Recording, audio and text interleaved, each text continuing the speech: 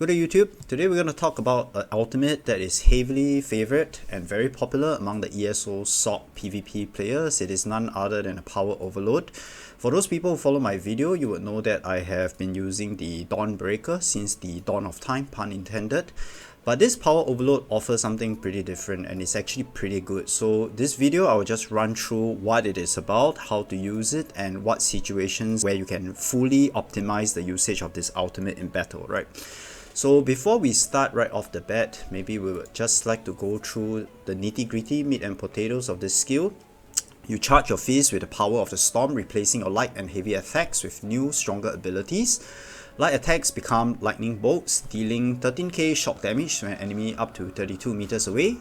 Heavy attacks blast enemies in a 6x8 area for 11k shock damage. Attacks deplete ultimate until you run out or the ability is toggled off. Now straight off the bat you will realize that this particular ultimate is a little different from most of the other ultimates that you can use. Like the Dawnbreaker or the Meteor or the Ice Storm, for example, is a one-off skill where you just use up all your ultimates and hope that you can get your enemy in a one-shot gank burst.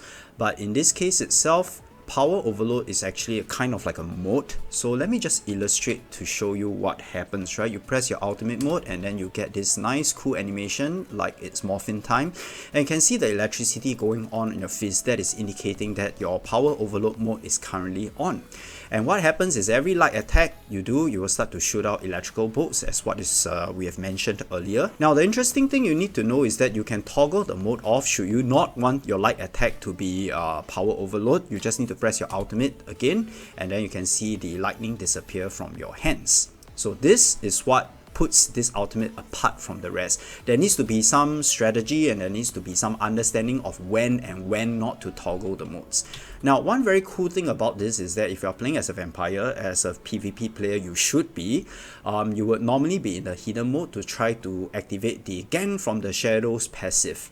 The cool thing about this ultimate is that you can activate and toggle the mode on and remain hidden throughout the process, meaning to say that you do not expose yourself when you intend to use the ultimate. What happens next is that with the mode on, you can then go close to your opponent and then after that begin your attack, gaining that plus 300 spell damage of the vampire passive, and then at the same time you are able to use your Power Overload and deal with the enemy, as you can see what I've done for you here. Okay, you can then go back to hidden mode and should you wish to, you can toggle your Power Overload mode off. One very good thing about this ultimate is that it's relatively cheap. You get the ultimate activated the moment you are above 25 ultimate points, which is insanely cheap, but it also means you probably only have one lightning bolt in your arsenal to use. So it is to your advantage to be using this particular ultimate when you have at least, in my opinion, at least 250 to 300 ultimate.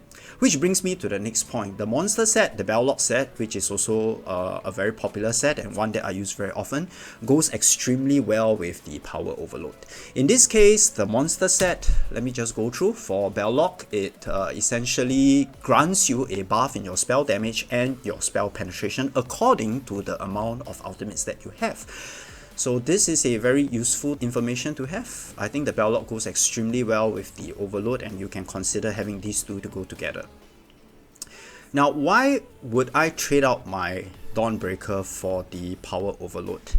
The Dawnbreaker itself does more damage on a one-off. It also apply a pretty good and insane DOT on your enemy, but I find that I miss my opponent at least 50% of the time because battles can get chaotic, and with this laggy gameplay, the Dawnbreaker usually may or may not land on your opponent. If your opponent decides to roll dodge at the last second, your Dawnbreaker is wasted. But with the Power Overload, it kind of spreads your eggs over a few baskets, in the sense that even if you miss your first two lightning bolts, there is a chance you may be able to get your opponent on your third and fourth lightning bolt, because this particular ultimate is spread out as light attacks over time. So this is something that you may wish to consider if you feel that in a prolonged battle, the Power Overload actually does more damage as compared to a one-off skill like the Dawnbreaker.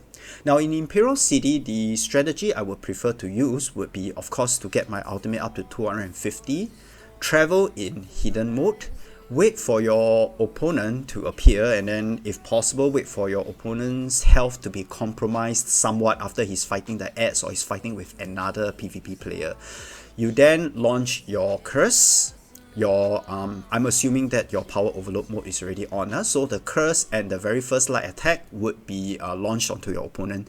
Try to streak and CC your opponent. In the stun mode, you can actually at least land 2 to 3 lightning bolts before he recovers and attempt to roll dodge and attempt to get his shield up, in which case his health would be actually very close to death. And at that point, if you have any sort of execution skill, you can then use that to finish him off.